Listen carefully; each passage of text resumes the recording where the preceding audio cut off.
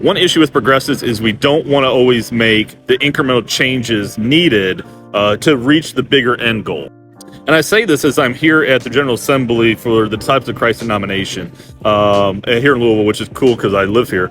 But one of the things that we do during these 4 days, we have business sessions where we pass resolutions and we make changes to our bylaws and raise any concerns and awareness that we need to have a focus on as an entire church. And what something came in the first day was regarding a topic of food injustice. And, people have put forth a really good resolution, some really applicable things that you can do at your churches and as individuals to help with food justice and food insecurity. And then somebody came up and spoke out against it, which was fine. You're allowed to do that as disciples of Christ, and which I love.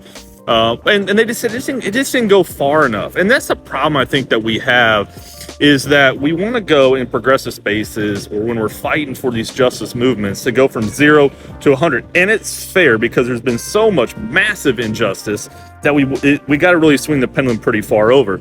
However, you have all these fringe people and all these people who maybe are not bought in, that if you go from 0 to 100, they're just turned off. They don't care. But if we do incremental changes to allow people to come into the space to just experience a little bit at a time, we can bring some of those fringe people in over time and grow that movement even more. It's like a snowball rolling down the hill. I think progressives have to be okay with winning the battles and the small battles incrementally and making those incremental changes.